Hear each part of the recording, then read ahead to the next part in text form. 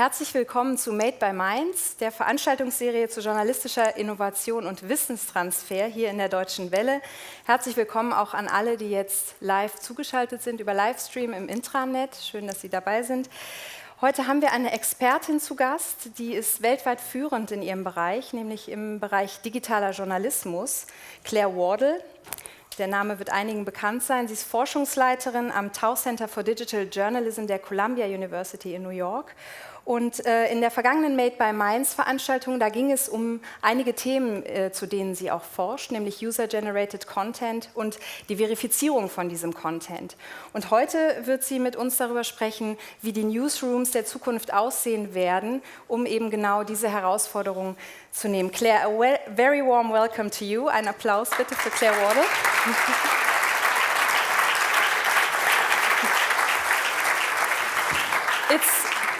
It's an honor to have you here today, and Claire, I know that once in a while you take a look into your crystal ball. Yes, my tea leaves. And yes, and you look into the future, and but I know that your crystal ball is on a solid ground of your research and what you've experienced with journalists all over the world. So it's not only, looking into the future and we don't know what will come.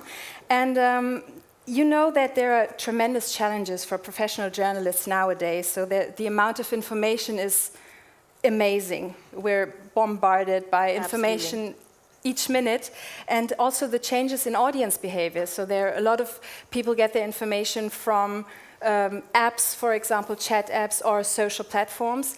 And we have citizen journalists, we have eyewitness media as well, and you know that professional journalism has to tackle with all this, and I'm sure that you have a lot of solutions. A few. You have some solutions for us, and you will show us what the newsrooms should look like and how should the broadcasters prepare for all those challenges to come. Thank you very much. Thank you. Thank you.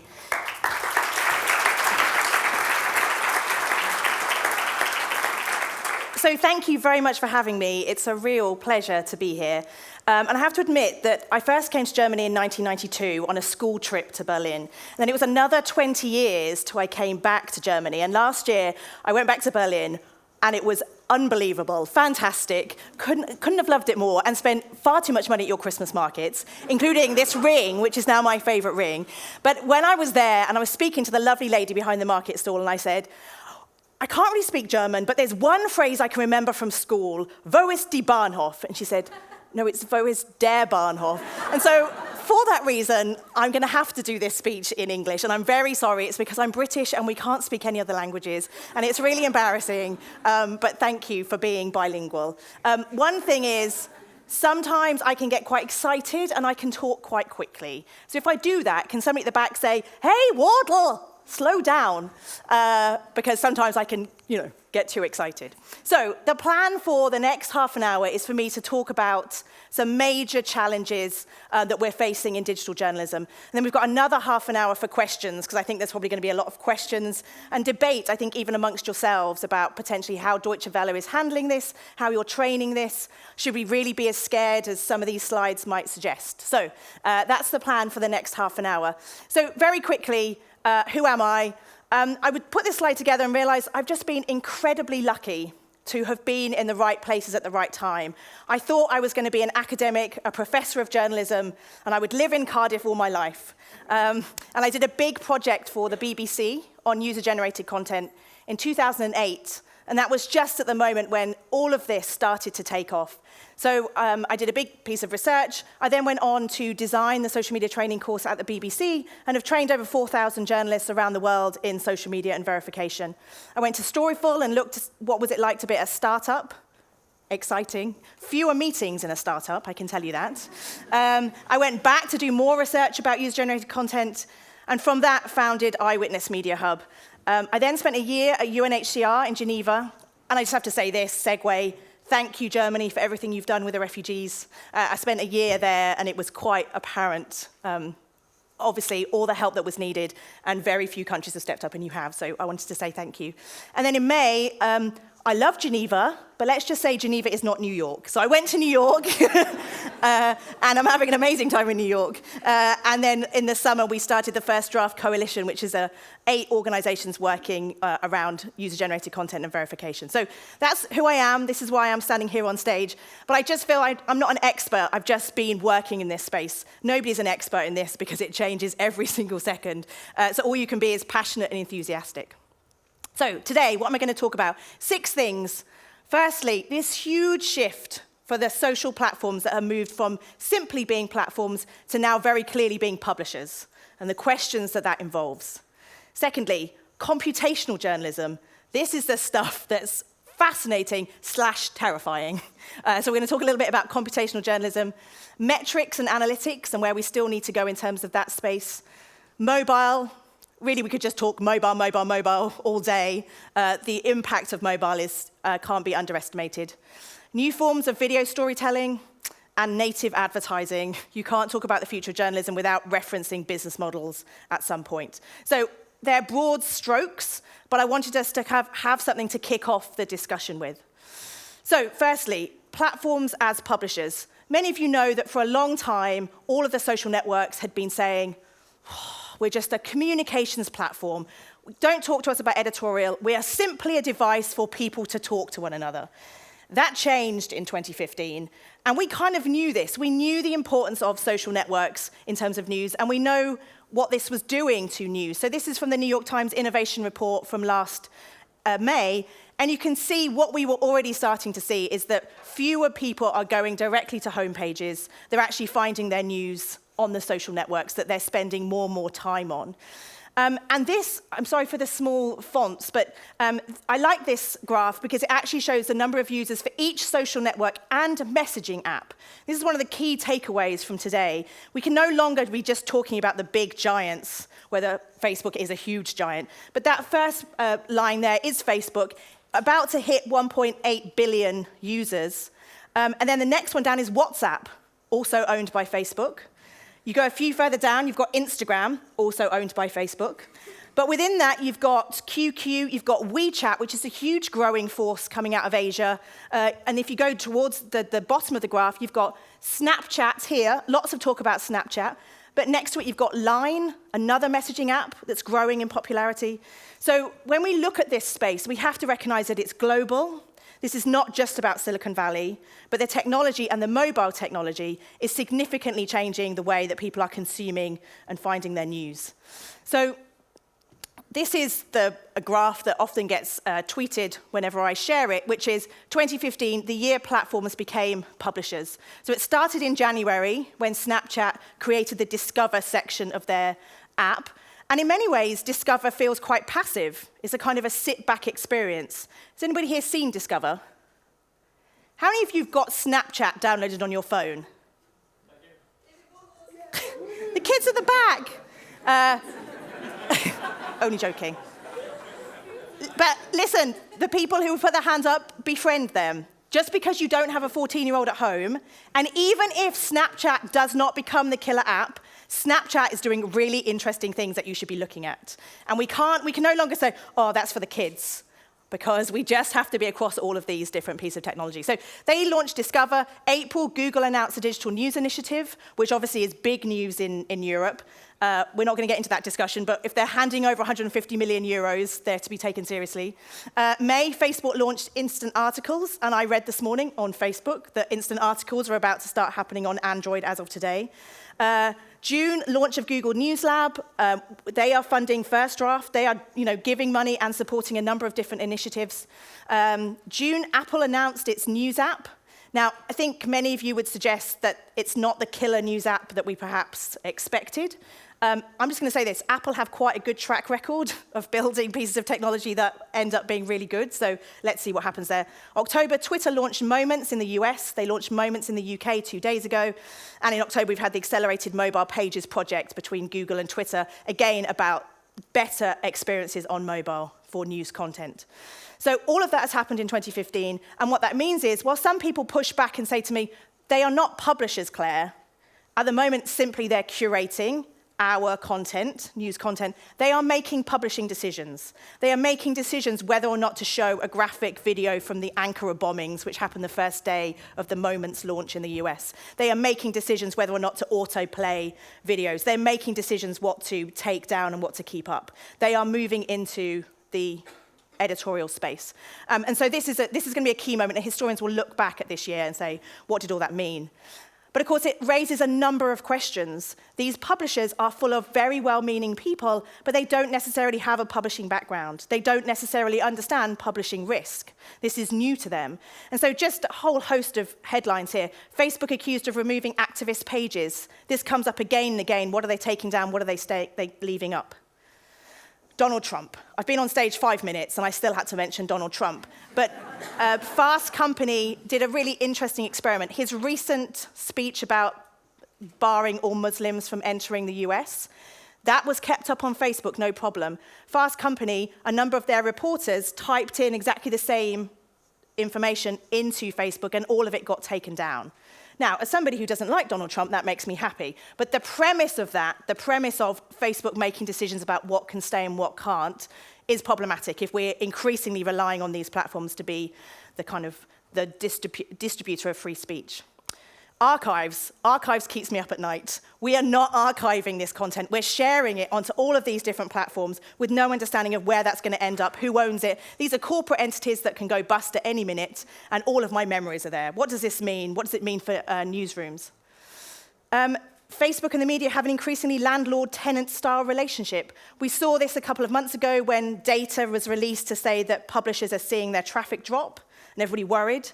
Well, what do we have to do, Facebook? How can we shift what we're doing to, keep your algorithm happy? There are real issues here around the algorithm being opaque. We don't know what's going to work on the algorithm, but we're changing. Those of you who create any video for Facebook now, because of autoplay, they have changed the grammar of video. When I was working at UNHCR, we used to have these big, wide, open shots of the refugee camp. Does that work on Facebook autoplay? No, it doesn't. You've got 3 seconds, if not 1 second, to keep people watching. They have changed the way that we create videos because we all want Facebook numbers. So this issue about we don't know what they want, it's opaque, but yet we're all having to respond to those algorithmic changes and worry about numbers dipping and not having any power to change that. Time magazine did a nice Facebook's how it actually works, the news feed, and I'm still amazed how many people don't understand that Facebook is an algorithm, the news feed is an algorithm. People say, well, it's just all my friends and all the things I liked in chronological order. No, it's not, love. It's amazing how little knowledge there is about the algorithm and how it works. And this is an interesting article, you could Google it, by Jeff Bezos from Amazon, who now is at the Washington Post, who said, we're going to go all in with instant articles. All of our 30,000 things that we published, all of it, they're going to be instant articles. And you suddenly think, what does that mean for somebody from Amazon? The way that he sees Facebook is very different. He just sees the opportunities and not necessarily the challenges. So because of all this, the Tau Centre, we're about to start a 2-year project on this relationship between the social networks and the news industry, answering many of these questions. So if anybody's interested in this relationship and what it means, please get in touch. We're in the process now of building research questions and designing the study. So I think it's the subject that many people are thinking about. Okay, the scary bit. Robots taking over the world. So automated journalism is fascinating, and I don't think I'd quite recognized how advanced the technology was now. All the studies show that audiences struggle to tell the difference between a story written by a robot and a story written by a journalist. But that's partly because the only stories that are written at the moment are around financial reports and sports data. So structured data allows robots to write these stories. And those stories are pretty basic. They always have been. So there is an argument that, well, maybe this is a good thing that robots are doing that. But AP have really got on board with automated journalism. And we have this incredible scholar called Andreas Graef, German, from Munich, who's currently working with us at the Tau Centre. He's writing a guide to automated journalism, and this is from that will be published in January. He's also doing a piece of research all of next year to see whether he can get computers to write decent coverage of the 2016 election. So if a robot can write about Donald Trump, we all give up. Because if that's the case, then that's pretty impressive. But you're seeing now more happening in this space. And the argument is, I don't think, oh my God, robots are going to take my job. It's robots are going to do the boring stuff and allow journalists to get back to much more of the interesting stuff. So that's my hope anyway, but this is a space that we need to watch, and it's coming much more quickly than I'd anticipated. One thing to bear in mind, this is nice. When they were looking at sports data, computers can create really basic stories about sports data and baseball facts. So they tried it with a Little League, which is when the little 8-year-olds run around and play baseball. The problem is, if you're 8 years old, you can't use the same language, because it would say, the Little Devils were slammed by the Boston, Bears. And so all these 8-year-olds, the parents got really angry, because they're like, that doesn't work. So automated journalism doesn't work when you're talking about children and baseball. But for financial news and grown-up sports, it does.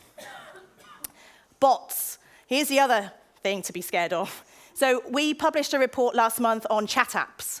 And again, I really would recommend that you read this. I was astounded at the scale of chat apps and what they're doing. Kik, I had not heard of Kik till 3 months ago. 40% of American teenagers have Kik downloaded on their phones.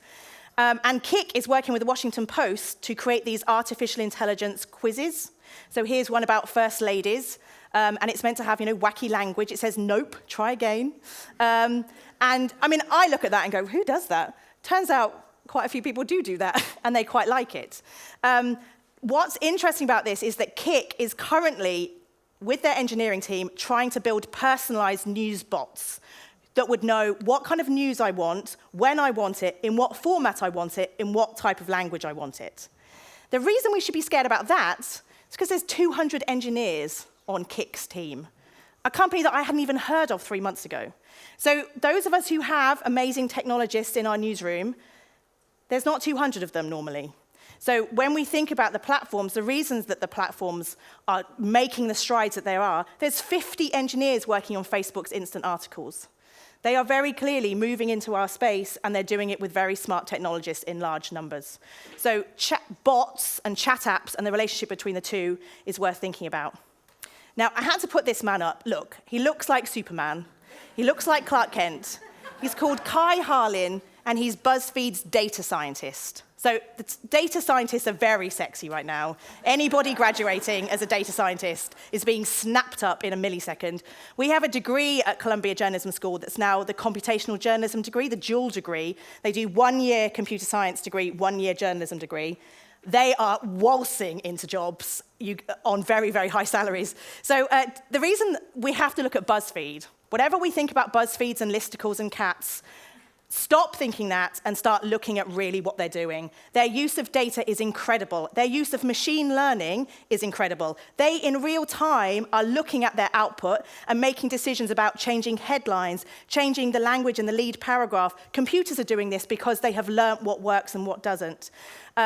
They do work around clustering. They look at clusters of what people are interested in, even when they don't understand that.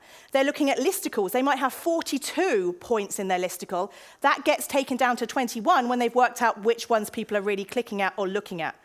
Very, very, very smart. And I just have to say this because it's my favorite quote. He said, "We'll find clusters that show people who are interested in Jennifer Lawrence are also interested in penguins." That is me. I love Jennifer Lawrence and I love penguins. But you realize that Facebook definitely knows, but BuzzFeed, know more about us than we have any idea about. And when you think about newsrooms cross-referencing with credit card data, cross-referencing with other data, well, here's the thing. We either just head together screaming or we go and sit in a cave, because there's no in-between. That's the thing. They know this stuff, and anyway. But machine learning, data science, and that impact on newsrooms is fascinating. This is another one of our research projects that we're doing with the School of Architecture at Columbia, where they're using machine learning to do rubble analysis, using satellite imagery of Aleppo and cross-referencing with mapping from the ground, and looking at levels of rubble and creating maps like this. And when I went to see them, I said, "Have you spoken to journalists about this?" "Yeah, we think journalists might be interested." I was like, yeah, I think they would be too. So they're now working with Human Rights Watch and New York Times and doing some incredible work in terms of using machine learning to look at maps. and sensors and drones. I could talk for hours about sensors and drones. But this season, the NFL have fitted every player with movement tracking, data-rich sensors. So I'm just going to say this. I'm not a big fan of the kind of broadcast sports coverage of, hey, Bob, what did you think of that play? That's not interesting. I want to see this. I want to see real-time data from sensors from the players as they run around the field. That's amazing. And then when you think about what you can do with data visualization, how you can use machine learning to add to that data, the possibilities are incredible. And when you think about sensors in terms of the environment, adding sensors to drones that are testing air quality, when you think about sensors in terms of health reporting, yes, of course, privacy. I'm in Germany. But the ability to gather data that can help us know things, which is what, as journalists, we're interested in, I just think is incredibly exciting. Okay, 3, metrics and analytics. So this is another study we put out by Caitlin Petrie. She went and spent time at Gawker and the New York Times and watched and spoke to journalists about this issue of metrics. Do you have Chartbeat in the main Deutsche Welle newsroom? Okay, maybe keep it like that. So those of you who have ever been in a newsroom that has these huge screens with real-time kind of gauges telling you how many people are clicking on any story at any given time, they're seen as this amazing breakthrough. What it actually means is that it really affects individual journalists' morale. Well, some journalists get sad, some journalists get really, really competitive. But there's really interesting information about the impact of these metrics packages on newsrooms. But the bottom line is, we think that we've got metrics because 20 years ago, we would put out a newspaper, it would get delivered in a van, we had no idea who actually bought the paper, what they read, what they did with that information. So in comparison, we're like, woohoo, metrics, we've got it nailed. No, we haven't. We've still got no idea about impact. We've got no idea what's actually happening when people read this type of content or watch this type of content. So we're in a space now where we've got a lot more to do to understand what people are clicking, what that means, what they're doing with that information, certainly on mobile. We're better at desktop, but mobile is kind of a black box. And advertisers, as we can imagine, are desperate to know what's happening and throwing money at mobile advertising with no real knowledge of what's happening. And this was a piece that I saw the other day that was like, oh, we should learn from TV metrics. TV metrics are terrible as well. No, we've got to completely think again about how we measure this type of use on different platforms and to really think about metrics and analytics properly. The biggest thing being about impact. Just saying, did somebody have it open on their screen? Did they scroll through? How long did they spend on the site? It's not giving us everything that we need to know. Okay, mobile. 2 huge elements. The first one, many people have a thing in their pocket which allows them to capture news content quickly. And this is for a screen grab from Periscope, 3 screen grabs, from the Bangkok bombing that took place in August, when a man was walking through Bangkok and stumbled across the scene and simply pulled out his phone and started live broadcasting on Periscope. He was not a journalist, he was an eyewitness. And a colleague of mine, Pete Brown, is currently doing research into the comments, the love hearts. Nothing like seeing a bunch of love hearts next to a bombing site. But I don't know if you can see some of the quotes. Half of the people were saying, this is amazing, you should win a Pulitzer. Half the people were like, oh my God, stop filming now. Think about the families of the people that have died. What are you doing? But you had people saying, oh my God, that's a head, that's a body part. When you see it, you recognize Periscope is amazing, but nobody thought through what it means to Periscope a live news incident and what that means around graphic imagery. But that ability for people to now report live, and you saw during Paris, Periscope went down. There were so many live streams happening from Paris, but many people, that's what they wanted. They wanted that raw footage. So we're part of this coalition, First Draft, and we have just launched this site last month called First Draft News, and it has a number of articles looking at the, we're in trouble here, looking at all the different kind of ethical considerations, but also the reference guides, has how-to videos, has a number of different things there. So if your teams are doing this kind of social discovery and verification work, I would recommend that you take a look at this. And also, a quick break in programming.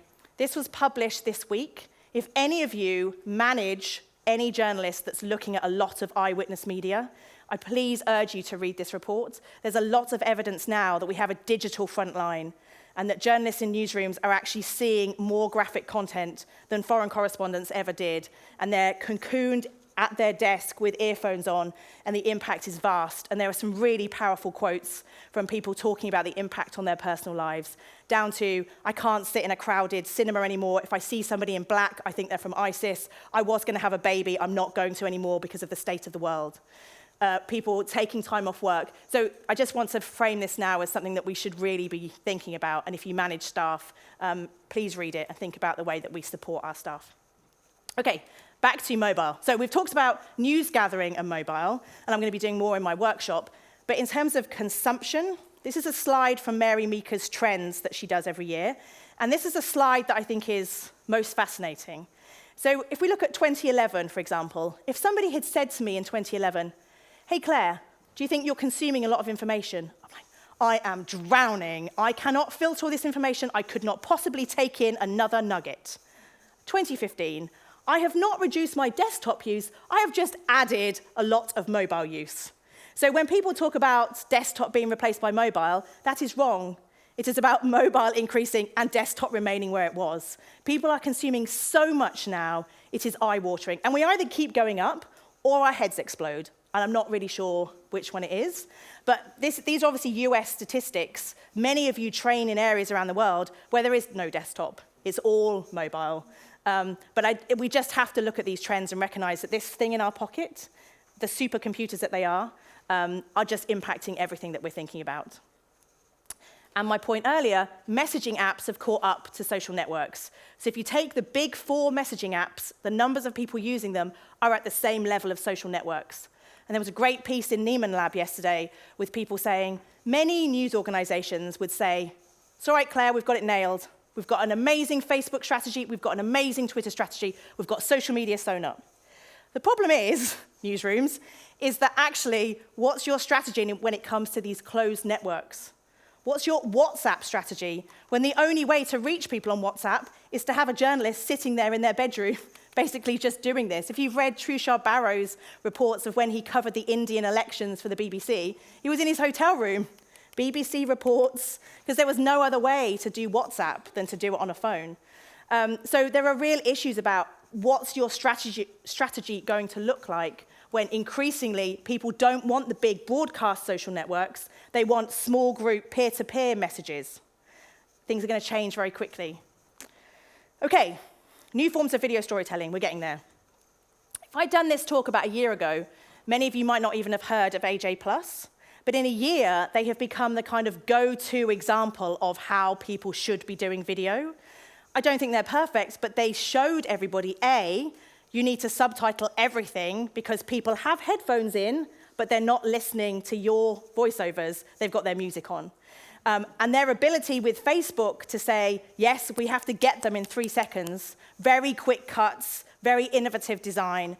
And if you go to the AJ Plus YouTube channel, you can see they also bunch them by 30-second explainer, more packages. They do 8-minute documentaries, short documentaries. But I remember seeing one from South Sudan, and it opens with the camera crawling through the undergrowth for about 4 seconds, and you're like, what's going on? Then he pops up, and there's a man pointing a gun at him. I was like, oh, they understand Facebook. I mean, it was just, even a video about South Sudan was one of the most exciting things I'd ever seen. So AJ Plus really understands storytelling in a mobile environment and in a distributed environment. They have an app, but pretty much everything they do, they get pushed out onto the social channels. They don't have a website. So this is Snapchat Discover.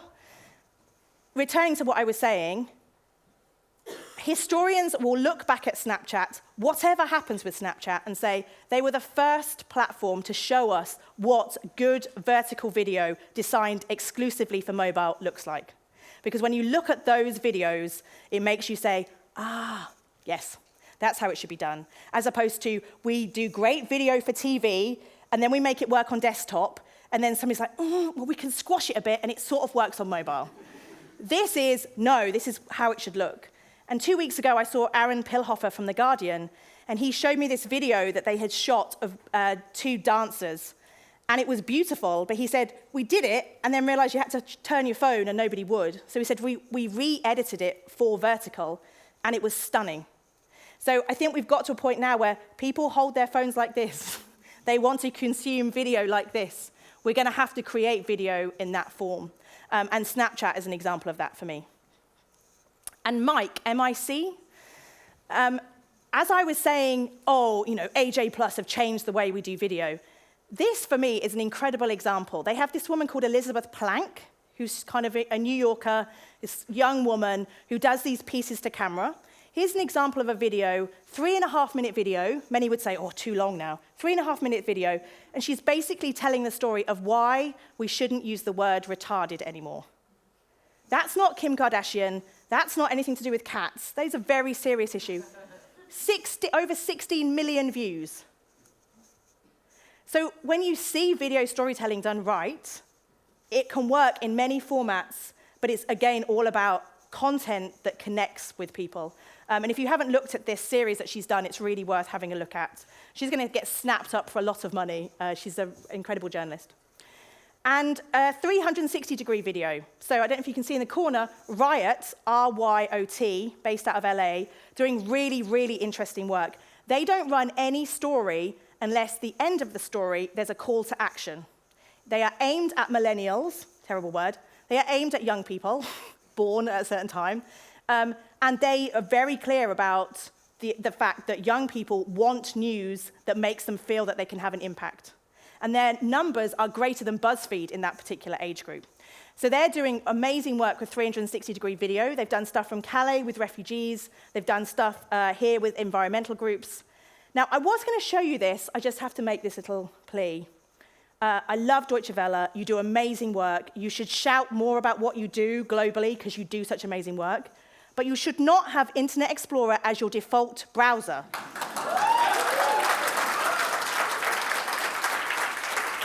Because I can't show you this. I cannot show you this in this digital journalism lecture because Internet Explorer does not support 360-degree video on YouTube. YouTube could not make it easier for you. It's on YouTube, but you can't. This little arrow that appears in the corner does not appear when we tried it last night. So when I come back next year, okay, so 360-degree video, doing amazing stuff.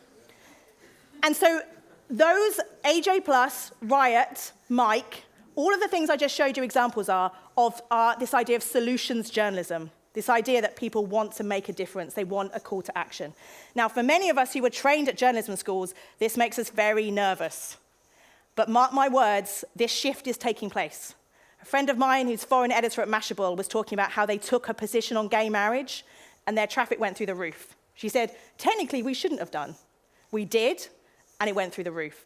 There are young audiences now who want news organizations to take a position on things. And I'm not saying we should be doing that. I'm just saying look at what is working, and you'll find a lot of point of view videos. And I think that's reacting to something in a new generation of people who want a different type of journalism.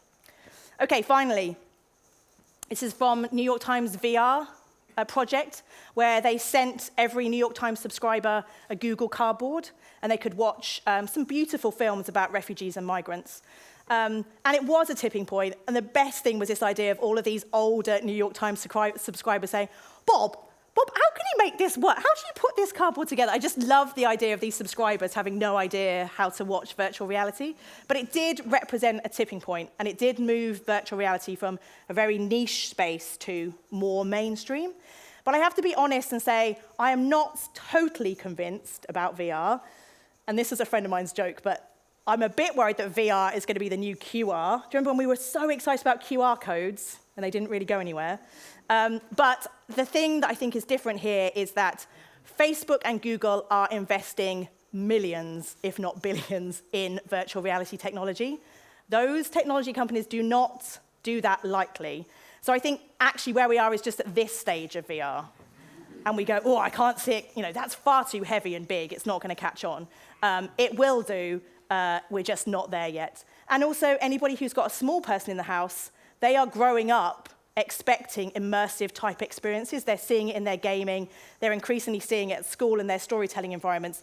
They will get to the point of assuming that the next Star Wars will be in VR. They would not understand it if it wasn't. So I think that's the other reason we have to think about VR seriously. So finally, native advertising. Yes, ad blockers, ad blockers, ad blockers. It has happened for a reason, because we didn't do anything innovative.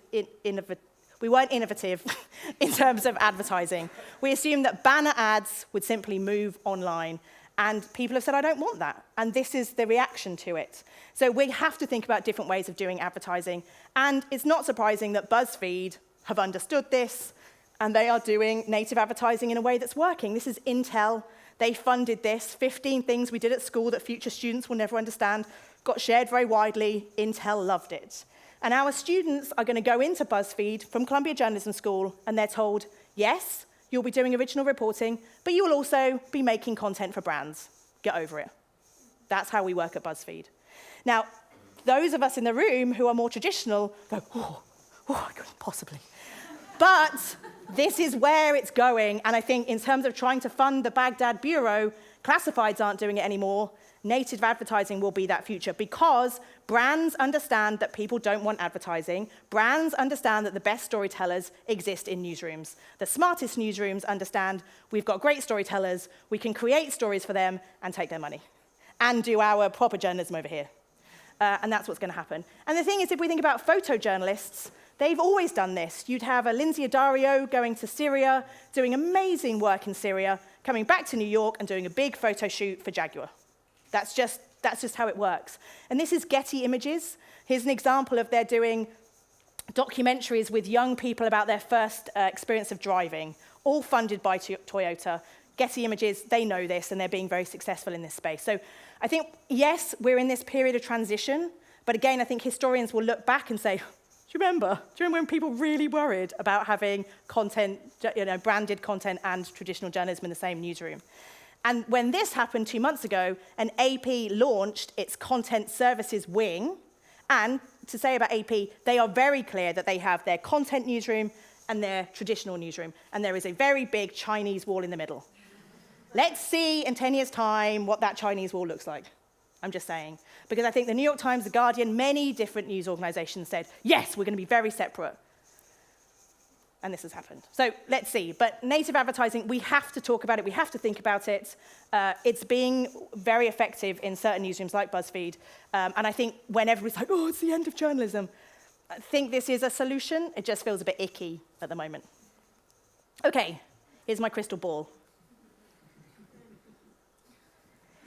In 2030, we'll be wearing smart contact lenses, watching automatically created solutions journalism immersive video, which we discovered on our messaging apps.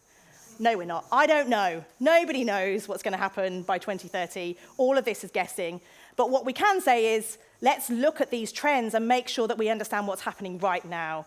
And I think when we look at the way that we took up social media, I still am asked what's a hashtag, and it's 2015. I've been teaching that shit since 2009. It's taken us a very long time, even to get our heads around social media. You look at these trends, and you're like, oh, God.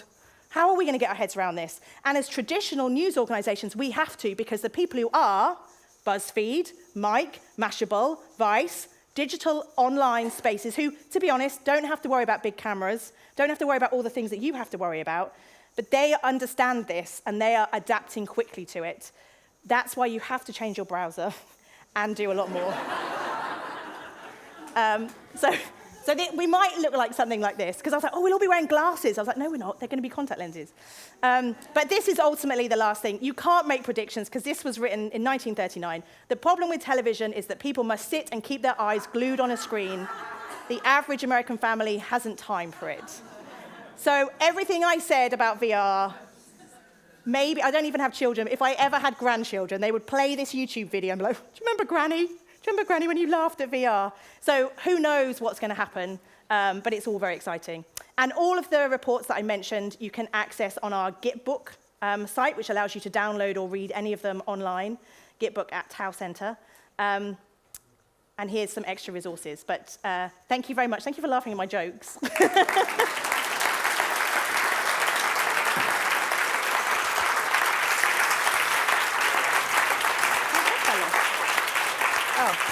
You need help? No. Sorry if nobody heard anything. That yes, we did head. hear, Okay, definitely. Good. Thank you very much, Claire Wardle. This was very inspiring, very funny, and very interesting as well. And I'm quite sure that there will be a lot of questions from the audience. And let's see who's first. And don't feel intimidated by the speed of Claire and her English. So you can even ask in German. We will translate it. It's no problem. It's the chance for you to ask Claire Wardle. Yes, there will be a mic for you. Hello, I was one of those kids who raised hands when the question about Snapchat was... Although I'm not really a kid, I'm 30 actually. I discovered it, maybe it's a kid age for someone, but I discovered it recently, to be honest. I still don't understand the idea of Snapchat fully. My question is, Snapchat is unique because actually it doesn't have any metrics inside. Like, I mean, sometimes people are interested in using services because they compete for likes, for comments, for whatever. And Snapchat just doesn't have it. Like, your video disappears, which upset me, to be honest, when I first used it. And then you don't have any metrics. You don't see how popular you are. You don't have followers, or maybe you have some friends or something. So what do you think drives people to use this service? Why is it so popular despite not having any indicators at all? Yeah, good question. So in terms of the core Snapchat, and as we know, the most innovations come from pornography. Snapchat emerged from basically people wanting to send pictures of their bits to each other, and then they disappeared. That part of Snapchat is not that useful for newsrooms. However, the Discover platform, where people are already in Snapchat, and then they're like, oh, I wonder what else is there. I've seen a number of teenagers tell me about news stories when they never watch the news. I'm like, how did you hear that? Oh, CNN on Snapchat. So on the Discover section, CNN has that section. But I think the most exciting bit about Snapchat is the live section.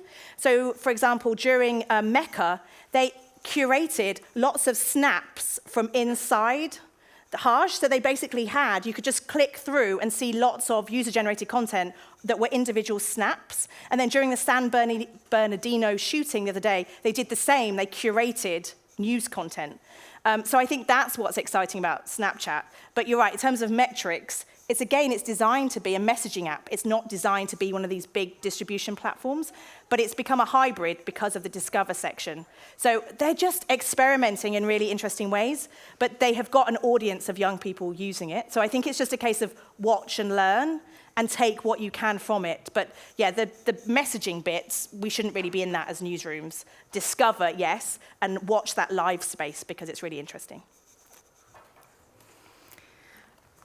Okay, this lady over here has a microphone. You have a mic? I can't see, I'm blinded by the lights here. Yes, I do have a mic. Thank you very much. Thank you so much for your very interesting insight. I wonder if you have a recommendation for journalists who travel around the world, work in different worlds as regards of the kind of political system the countries have. Let's say here you can have your clear name, and actually at Deutsche Welle I know quite a few colleagues who are unsure. Let's just take Twitter as an example, whether or not they should write with their real name, what happens to them. I mean, here basically nothing happens and they can be lucky if they will be read. Yeah. But let's say they would go to another country and be welcomed at the airport by people they don't want to be welcomed off. So do you have a recommendation in how to work as a journalist in regard to that? Thank you. No, that's a great question. Again, when we think about how we train journalists, we're not doing a good enough job in terms of thinking about encryption, but also to teach people that, they've been journalists in an environment when they didn't have to think about their personal safety. But do they have apps on their phone? So, for example, if they're in Turkey and they get arrested, that they can quickly just delete everything on their phone. We should be making sure that all of our journalists have that from a kind of a digital security perspective, but also just a mind perspective. And we should be giving people briefings. We give people hostile environment training. We tell them to make sure they wear their seatbelts, but we're not doing a good enough job of saying, when you go there, have you got all of your location turned off on your phone? Have you made sure that you really shouldn't be on that platform? Have you, yes, normally you tweet all the time, but you might not want to be tweeting next week. So I think in terms of training, we should be thinking about the digital tools, but also just that mindset. Because I think, I remember even at the BBC in 2009, having to explain to journalists, don't use your BBC email address to talk to those Iranian dissidents, because it can be tracked. Use Gmail, because that's more secure. Like, we have to explain to people these basic tools. Mm-hmm. We have a question over here. Claire, thank you very much. It was a very interesting, inspiring input you gave us. But I'd like to hear a little bit, let's say, your point of view in how far this trend you are describing is enhancing democracy and participation, or is it manipulative? The thing is, or the background is, that we are seriously working on journalists to make them better, in media houses to get sustainable business models and so on, and we are doing it in developing countries. So the easy question is, how democratic, how manipulative is this trend out of your perspective? Yeah, I mean, we have to have our eyes open. So last week I was at Mountain View, an event run by Google, and it was fascinating to be there, and many people there from Google who were giving us talks really, really believe they're making the world better and technology will make the world a better place. However, we as journalists have to be skeptical at all times of all of those things. But if we are so skeptical that we say, we're not going to put any of our content on these social networks or these chat apps, we're going to keep them here on our apps and our websites, that's not user behavior. So as much as we want to say, we couldn't possibly play with the devil, the problem is our users, they're not the devil, sorry. Our users are in these spaces. So yes, it makes every single region that you're working, you have to understand that region, you have to understand who owns which of the platforms, what they're doing with that information. We have to be completely aware of all of those things. But I worry about this idea of we can't control them, so we shouldn't be there, because we're creating amazing content that people aren't going to see. So that's just the path that we're having to take. But everything we look at, we should be eyes fully open, questions asked, data explored about what does this really mean. This means raising awareness and enhance a critical and sensitive behavior and usage of media literacy. Absolutely. Yeah, okay. To the point of privacy, or how do algorithms work, to do you know that you love that particular social platform but all of your data is being sold and cross-referenced with your credit card information. All of that stuff. And lots of my favorite news sites do that. It's not just Facebook. News organizations are doing all sorts of things with the data I'm giving them. So we just need to be, all of us in society has to be more aware of these things. And at the moment, it's in everybody's interest for there to be a lot of ignorance. So, yeah. Mm-hmm. There was a question over there in the back from the kids' corner. Yeah, the kids. Hi, I'm Heiko Flores, one of the Volo corner over there. You mentioned Periscope. Yes. And Periscope is, you mentioned that this person in Thailand was able to get this video, raw video, and get a lot of hearts or clicks or whatever you want to call it. However, there's that problem that you mentioned. But do you feel that people are watching that because of the morbid scene that is? We like to watch violence. We like to watch films that have, we love to talk about, I'm American, so we talk about guns all the time and things like that. Do you feel that that's part of why people are looking at Periscope, that rawness of the video, that you can find anything? I think it's about authenticity. So there's that idea that when I've done research with audiences, and I'd say, how do you feel about user-generated content? Oh, it's real. It's not packaged like you get from newsrooms. They think that there's no mediator, so it's the best possible information they could get. And so I think with Periscope, how many people slow down when they go past a crash on the motorway? Doesn't mean that we're proud, but human nature means that tends to happen. So in a situation like that, I don't think people were saying, if I keep watching, I might see a body part. I think they knew that something was happening. And you could see on the comments people saying, I'm watching CNN, I'm watching Fox. They're not even mentioning the fact that there's been a bomb blast. Thank you for showing me this. So I think there's this sense of beating the news, like, everybody wants to be the first to know something. And I think that's what Periscope has. And in Paris, you could see, people live streaming, people escaping Bataclan, unbelievable. And afterwards you think, oh, I'm not sure if I should have watched that. But I think we're seeing a new reality. And just adding it to us, as Newsrooms, how can we compete with that? Or how can we even have a chance if that's what people want in a way? So, great question. So who was it? Was it you guys? It was a German journalist, wasn't it, who accompanied a refugee family through Europe and periscoped the whole thing? Who was it? I think a few did that. Mm-hmm. Nice. Sorry, Victoria Cleaver. She did it, but she did it. I think she was a trainee of DW, but I think she did it for a different news company. Sorry, but I think she still used some of the reporting for DW. So. But yeah, so she went from Macedonia to Berlin with a refugee family. Yeah, and it was amazing. And it allowed people to ask questions on Periscope saying, can you ask the refugee family X and Y? It was amazing. And so that's what Newsrooms we should be doing, is recognizing there's a reason that Periscope is successful. How can we use Periscope? And to be honest, Sky News, they sent Kay Burley to Paris. And when they had the second day, there was a kind of a fright on the Sunday afternoon. And she was Periscoping as people were running over the kind of the wreaths on the street. And Sky News just ran a vertical periscope on their broadcast because they recognized that that was stronger than any other pictures they had. So I think broadcasters for a long time have said, oh, we couldn't possibly because we've got standards and this is how we do broadcast. But users, when we talk to audiences about eyewitness media, they'd say, I don't care it's shaky, I don't care that it's vertical, it's the first pictures, and that's what I want to see. So yeah. Mm-hmm. Please don't forget the people in the front rows. Okay. Hi. We as broadcasters actually had some kind of filter function in that, right? So, for example, Paris or so, to Periscope that, do we have a obligation to actually, make sure that users get filtered content and not the graphic content that we can find out there right now? Yeah, so graphic content is a really important part of this conversation.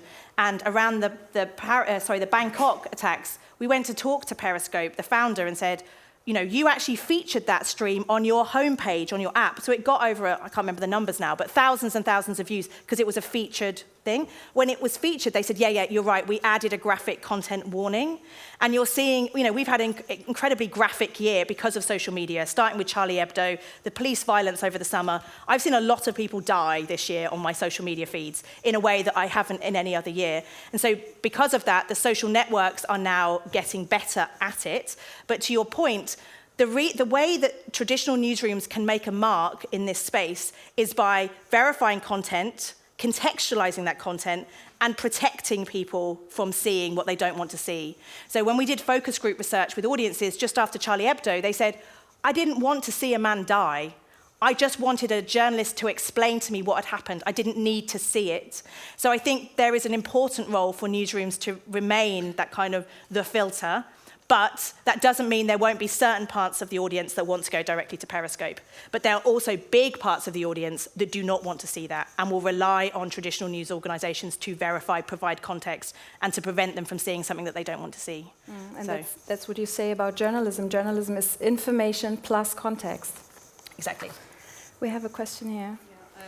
Hi, thank you very much. I just come back from living in Bolivia for 2 years, which is a developing country. We're working a lot with these countries, and I'm asking myself, how will these countries respond to the demand you're talking about? I mean, will they just, you know, like go to the next stage because they're not had such big companies, these big media companies that have so much power, or are they a little bit behind in this development?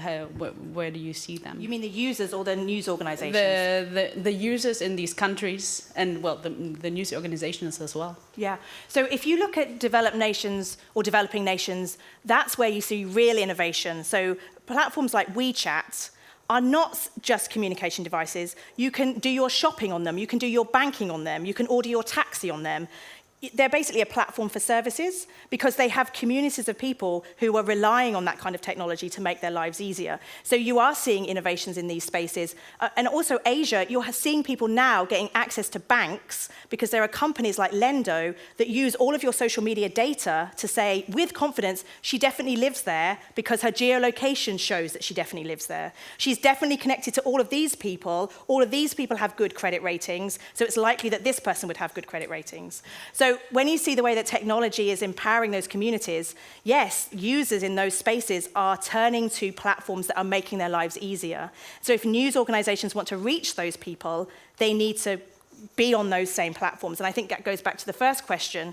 When users, they're prepared to give up data, they're prepared to give up privacy because they get access to information and services. So newsrooms, I think, need to be in those spaces because innovation is being driven much, much more quickly in mobile-first developing nations than it is in New York, where people are obsessed with Twitter, but you know, they're not obsessed with Twitter in Bolivia.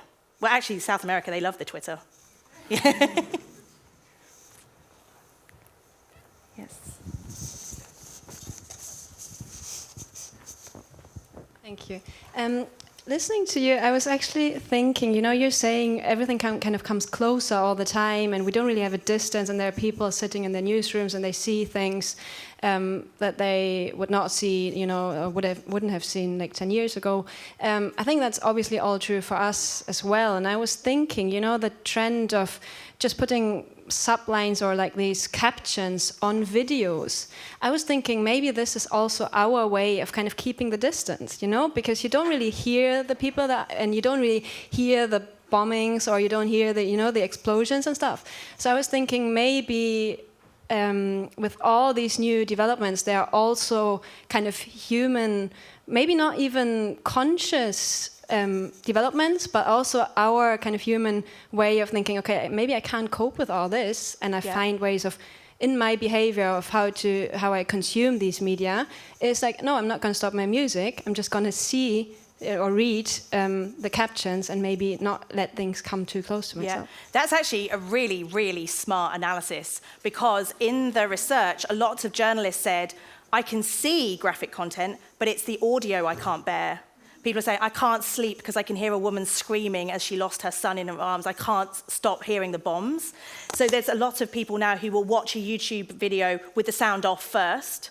And actually they say, well, how much is sound going to help me in this analysis? So I think actually you might be onto something. When people are scrolling through Facebook on the bus in the morning, oh, my friend's pregnant, my other friend's drunk, oh, it's terrible things happening in Syria, but not too much. People want to be informed, but they don't want to feel immersed. So yeah, I hadn't thought about that, but I think you might be onto something. Mm-hmm. Any more questions from the audience?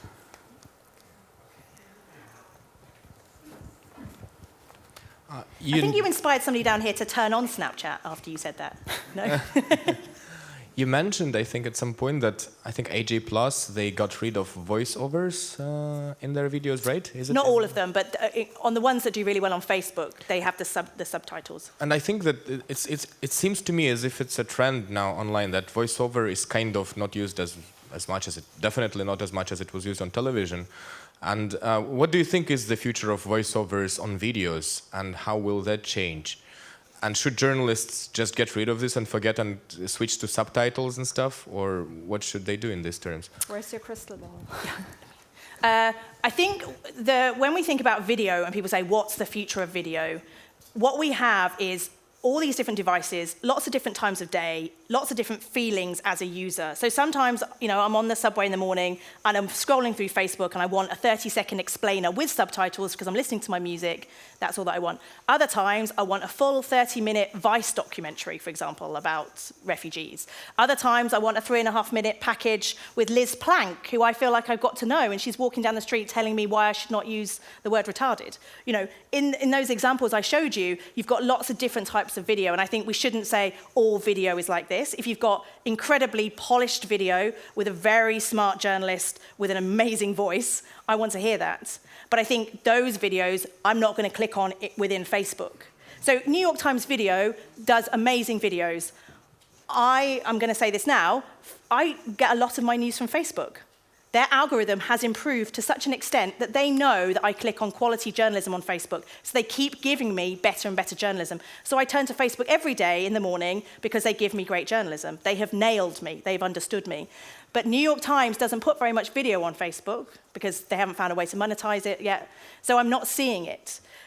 But if I'm at another point in the day, I'm like, oh yeah, and here's a New York Times video that it comes in my email newsletter, I'll watch. And I think the mistake that we make is we don't recognize that as users, they are sometimes standing in line for a coffee. They're sometimes looking for distraction at work.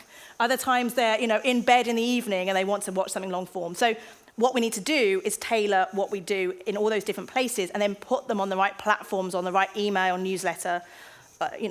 That's the difficulty now. We have to do so many different things, not just the 6 p.m. bulletin. That's why it's hard, people who run Deutsche Welle. It's hard. So we'll take one last question and then, unfortunately, we have to close the session. Yeah, you mentioned AP and automated journalism and 3,000 or 5,000 stories versus 300 handwritten. Yeah. my question is about the audience. Where's the demand? Is there an audience, or is there just a market in form of, let's say, advertisers? Like, and if it's driven more by advertising, because, I mean, it's 10 times as much, and it will grow because it's just an algorithm and space issue and a technological issue. But if there isn't an audience really, because we as a consumers, we have to deal with that information, by whom is it driven? And if it's driven by the market, is it called, I mean, can we still call it journalism? Good question. So journalism, if we talk about information and context, you know, things like data of financial market reports, I'm going to admit I don't read them, but if I'm a trader, I need to know that information. If I'm, you know, trading, I need to know that information. So in terms of is it journalism, it's doing a job. It's never going to be beautiful prose, but my point is, if you can get computers to do that stuff, because it has to be printed, because a market, it doesn't seem like a market in the same sense, but there are a market of people who need that information, or baseball results, or cricket scores. You know, any sport that has all of this data, we need to write those stories because some people want them, but I don't think we necessarily need to say, well, if that happens, all of this is going to die, or the thoughtful, you know, storytelling. For me, that's where journalism brains should exist. And if you look at journalism, how much journalism now is simply repeating a press release? I'll have a computer do that, thanks, and we'll do the proper stuff over here. So I think that's the point, which is there a market? They're not running a whole load of adverts against financial data or sports data, but it's a service for people who want that. And I'd rather a computer did it than some 25-year-old just out of journalism school. Okay, thank you very much, Claire. Thank you.